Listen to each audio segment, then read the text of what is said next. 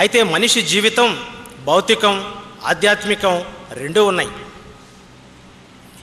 ఇప్పటి వరకు దాదాపుగా మనుషులందరూ కూడా ఏదో ఆధ్యాత్మిక జీవితం అంటే ఇది మనకు సంబంధించింది కాదు, కేవలం మరణానంతరం మాత్రమే ఈ ఆధ్యాత్మికత అన్నదానికి అసలు మొదలవుతుంది, ఇందులో నుంచి ఏదో అందులో కలవాలి, అప్పుడు కానీ ఆధ్యాత్మిక మనకు సంబంధం లేదు, ఇక్కడ ఏదో ఆత్మ ఉంటుందని అక్కడ పరమాత్మలో లీనం కావాలని, ఇది శరీరం పోయిన తర్వాత కానీ కాలగర్భంలో కలిసిన తర్వాత కానీ అక్కడికి చేరేదంటూ లేదు అనేటువంటి అభిప్రాయమే అనాది కాలం నుంచి ఆధునిక యుగం వరకు, ఆనాటి మానవుల దగ్గర నుంచి ఈనాటి మానవుల వరకు ఇలాంటిదే జరుగుతూనే ఉంది.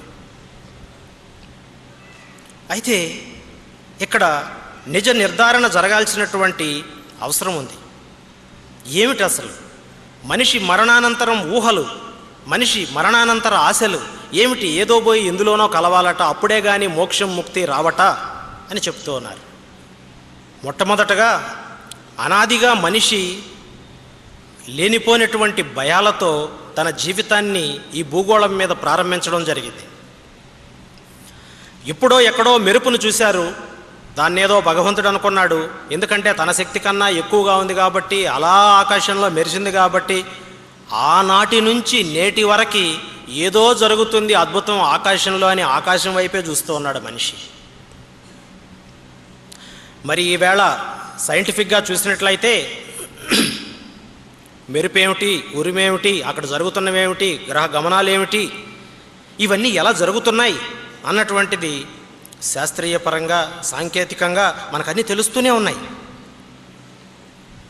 ఇప్పుడు కూడా మనం నమ్మకపోతే, ఆలోచించకపోతే, పరిశీలించకపోతే, పరిశోధనాత్మకంగా దాన్ని తిలకించకపోతే మనకు అతి పవిత్రంగా ఉన్నటువంటి ఈ మెథడు ఏదైతే ఉన్నదో దాన్ని మనం సరిగ్గా వాడనట్టే అర్థం చేసుకోవాలి.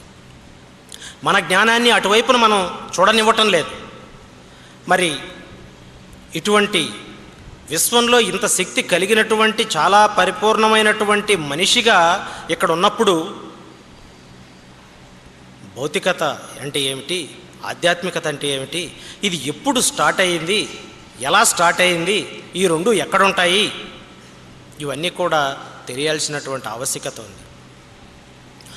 ఈ రెండూ తెలుసుకొని నేనేం చేయాలి, అది మీ ముందున్నటువంటి ప్రశ్న. ఈవేళ మీరు వచ్చినటువంటి దానికి కారణం ఏమిటంటే జీవితంలో ఒక మార్పు కావాలి. మరి జీవితంలో మార్పు లేకపోతే అలాగే గడిచిపోతూ ఉంటుంది. ఈ జీవితానికి ఒక ఫలవంతమైనటువంటి అర్థం ఉండదు, ఫలితం ఏమీ ఉండదు. మరి అలాంటప్పుడు ఒక మార్పు రావాలి అని అనుకున్నప్పుడు వీటి నిజాలు తెలియాల్సినటువంటి అవసరం ఉంది. మనిషిలో ఉన్నటువంటి భౌతిక జీవితాన్ని మాత్రమే గడిపితే కుదరదు. దానితో పాటు ఉంటున్నటువంటి ఆధ్యాత్మికత పరిస్థితి ఏమిటి? అందుకే ఏది చూసినా మనిషిలో లేదా ప్రకృతిలో లేదా సృష్టిలో ప్రతి ఒక్కటి కూడా ప్రస్థాన మార్గంలో ఉంటాయి. మీరు ప్రతి ఒక్కటి గమనించండి. పదార్థం నిరంతరం చలన ధర్మాన్నే కలిగి ఉంటుంది, ప్రస్థాన మార్గంగా వెళుతూనే ఉంటుంది. సృష్టిలో ఏదైనా కూడా ప్రస్థాన మార్గంగా నడవలసిందే. అంతెందుకు, ఏకకణంగా తల్లి గర్భంలో జైగోట్ ఫామ్లో కలిసినటువంటిది ప్రస్థాన క్రమంగా ఒక బిడ్డ రూపం రావటం, భూమి మీద పుట్టడం, తర్వాత మనిషిగా ఎదగటం, ఇందులో నిరంతరం పదార్థం మరి చలనతత్వాన్ని కలిగి లేదా? ఆ శరీరం కాదా ఇది? ఒక్క రోజులో అలా వచ్చిందా? No, never, it can't possible. So అలా ఒక్క రోజులో రావడానికి అవకాశం లేదు. నెమ్మదిగా పరిణామక్రమంలో ఒకటిగా అలా వస్తూ ఉంటుంది. దానినే మనం ప్రస్థానం అంటూ ఉన్నాం.